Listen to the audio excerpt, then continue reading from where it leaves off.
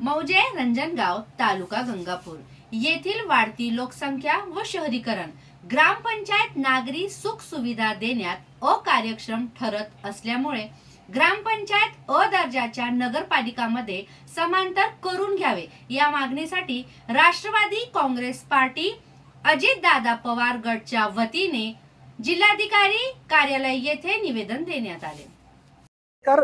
मी कृष्णा लोकरे राहणार रांजणगाव शेनपुंजी।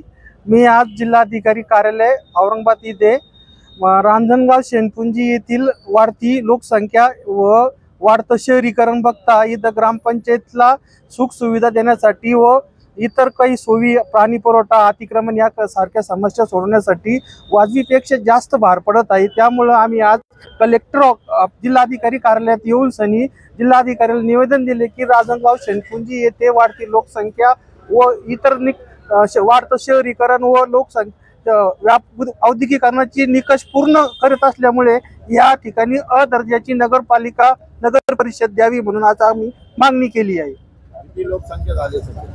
लाखाची वर गेलेली सध्या 1 लाखाची वर। हा 1.5 लाख असेल। महाराष्ट्र गाव किती आहे? एक स्वतः रांजणगाव शेनपुंजी आहे आणि त्याच्यामध्ये आज रोजी 2 जिल्हा परिषद सर्कल होते आणि जर ओरिजिनल जर आपण लोकसंख्या बघितली तर मग 4 जिल्हा परिषद सर्कल होते। एक गोष्ट शेनगाव रांजणगाव शेनपुंजी जी है तो इंडस्ट्रियल एरिया है, यानी सर्वात जास्त लोक पॉप्युलेशन तर है पण सर्वात जास्त उत्पन्न त्यांना आहे।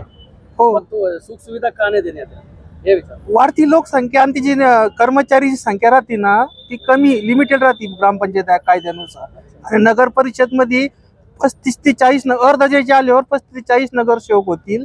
पुन्हा कर्मचारी वाढतील, अर्धदर्जाचा सीओ येईल आणि सुख सुविधा भेटेल, अतिक्रमण वाहतूक वाढतं लोकसंख्येला त्यांना रोड ड्रेनेज सुविधा इत्यादी पुरवण्यात सक्षम होईल ग्रामपंचायत म्हणजे नगर परिषद। अकार्यक्षम ठरली अधिक माणसंच कमी पडून राहिले त्या कर्मचारी घेता येत नाही, फक्त त्यांना रोजंदारीवर कर्मचारी घ्यायला लागते।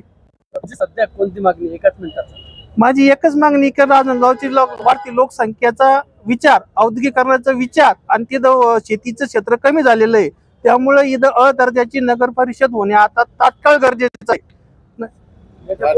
कृष्णा लोकरे।